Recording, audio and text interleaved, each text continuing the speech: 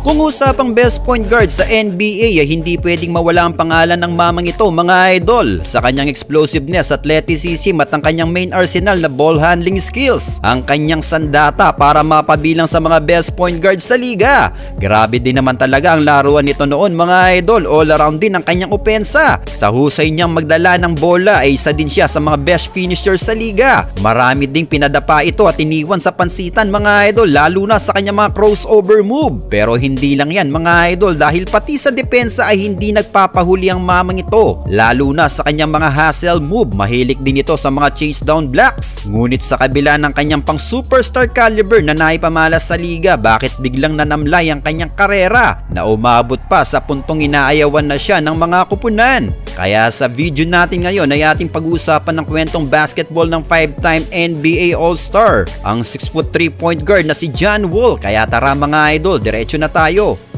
Sa collegiate basketball year pa lang ni John Wall ay matunog na ang pangalan nito sa NBA draft. Maraming pinahanga itong mga NBA scout at sinasabi nga magiging future superstar ito sa liga ng NBA. Kaya naman dahil sa pag-hype sa kanya noon, 2010 NBA draft nang mapili siya ng Washington Wizards bilang first overall pick. Well, kahit na may dalawang mahusay na point guard noon ng Wizards na sila Mike Bibby at Gilbert Arenas, ay ibinigay pa rin kay John Wall ang pwesto bilang starting point guard. Pero hindi naman pinahiya ni Wall ang koponan ng Wizards mga idol, dahil sa kanyang rookie season pa lang ay nagpakitang gilas agad ito sa koponan matapos siyang umaverage ng 16.4 points, 8.3 assists at 1.8 steals per game. Magandang numero sana ito para makuha niya ang Rookie of the Year award mga idol, pero naging mahigpit ang kanilang laban ni Blake Griffin noon dahil mas magandang stats ang kanyang tinala na nagkaroon ng 22.5 points at 12.4 rebounds per game. Kaya nabigong mapasakamay ni John Wall ang Rookie of the Year award dahil nakuha nga ito ni Blake Griffin. Ang malungkot na kwento pa sa kanyang rookie season, even na panlaban na ang kanilang roster ay nabigo pa rin silang makapag-qualify sa playoffs noon dahil bumagsak sila sa 13th spot na nakakuha lang ng 23 wins sa season na yun. Well, actually mga idol ay hindi lang sa unang season na hindi sila nakakapag-qualify sa playoffs dahil 3 consecutive season ay hindi sila nakakalusot sa postseason game. Kahit na nakasama pa nga niya sa 2012-2013 season ang 3rd overall pick noon at rookie na si Bradley Beal sa kanilang koponan, ay bigo pa rin silang makakatawid mga idol. Pero sa sumunod na season naman 2013-2014 na magkaroon ng magandang chemistry si Bill at John Wall, nabuo ang kanilang duo at pinamunuan nga nila ang koponan. Maganda ang tinakbo na kanilang regular season noon mga idol. Pinangunahan ni John Wall ang koponan na umaverage ng almost 20 points per game at 8.8 assists per game. Well, masasabi natin na sa season ito nagsimula ang pagiging franchise player ni Wall sa koponan ng Wizards mga idol.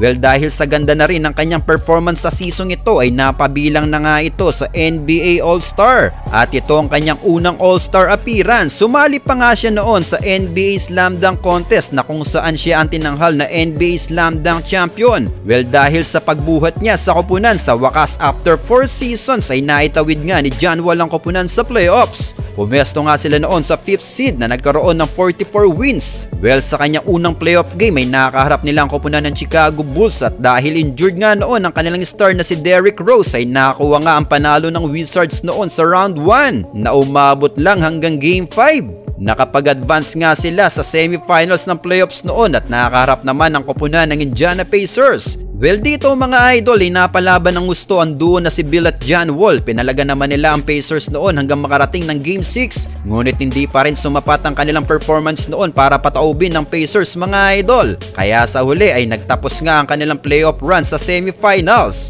Well, ganun pa man ay talagang pinakita ni Wall dito na hindi lang pang regular season ang kanyang magandang performance dahil magandang stats din ang kanyang tinala sa kanyang unang playoff appearance. Sa sumunod na season ay muling pinangunahan ni John Wall ang koponan dahil sa kanyang magandang numero na naitala sa koponan na umaverage ng almost 18 points per game at 10 assists per game. Ay muli nga niyang tinulungan ng Wizards noon na makabalik sa postseason game. Sa round 1 pa nga lang ng playoffs noon kontra sa Toronto Raptors ay winalis lang nila ito mga idol nang walang kahirap-hirap. Ngunit tuwing dumarating ang semifinals ng playoffs ay bigla silang nauubusan ng gasolina. Nakaharap nila sa semis noon ang Atlanta Hawks at sa pangalawang pagkakataon ay nagiging mailap sa kanila ang panalo sa semis dahil muli silang nalaglag sa playoffs ng Atlanta Hawks.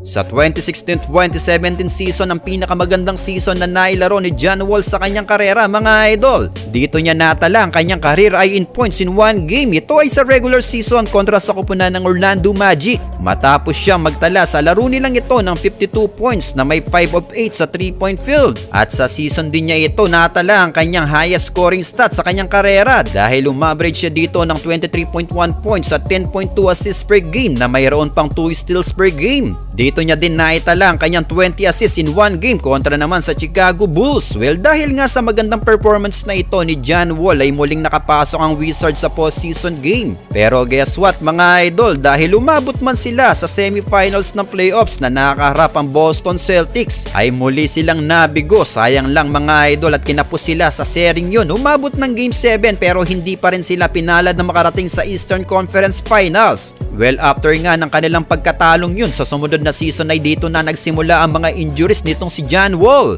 Sa pagsisimula pa lang ng 2017-2018 season ay nasa sideline itong si John Wall dahil sa kanyang knee injury. Nakabalik naman siya after 9 games pero hindi 100% ang kanyang nilalaro mga idol. Mababa ang performance ang naibibigay niya sa koponan. January 30, 2018 nangidaing na naman niya ang kanyang injury na kinakailangan nang mag-undergo ng surgery at aabot ng kanyang recovery ng 6 to 8 weeks. At dahil nga sa mga problema nito sa tuhod ay nalaglag agad ang Wizards noon sa round 1 pa lang ng playoffs. Pero hindi pa dyan natatapos ang kaalatan mga idol dahil sa sumunod na season lang din, December 29, 2019 nang ma-rolled out siya for the rest of the season. Dahil sa kanyang left heel injury, kinakailangan na naman ito ng surgery mga idol at heto pa ang malungkot na kwento. Dahil sa kanyang ongoing recovery noon ay aksidente naman siyang nadulas sa kanyang mismong bahay na nagresulta naman ng ruptured Achilles tendon. Nagsunod-sunod nga ang dumating na kamalasan kay John Wall mga idol.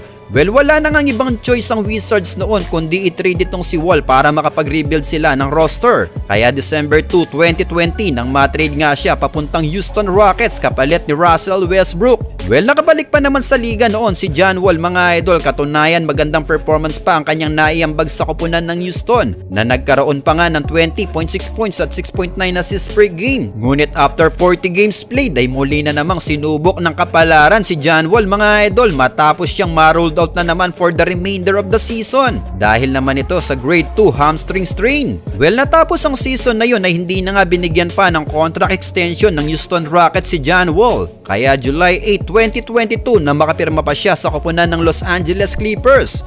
Pero dahil sa kanyang health issue ay nilagay nga siya noon bilang bench role. Sa kanyang 34 games ay bumagsak ang stats nito sa 11 points per game at sa kalagitnaan ng season din na yun ay nagdesisyon ng Clippers na ibalik at i-trade muli itong si John Wall pabalik ng Houston Rockets. Nakalauna naman ay winave na rin ng Houston Rockets. Well, yun na nga ang huling laro ni John Wall sa liga mga idol dahil last season ay wala nga ang kumuwang koponan kay John Wall ngunit may mga rumors nga na lumalabas na sinisikap ni John Wall na makabalik pa sa liga ng NBA. Well, kayo mga idol, ano ang masasabi nyo sa naging karera ni John Wall sa liga ng NBA?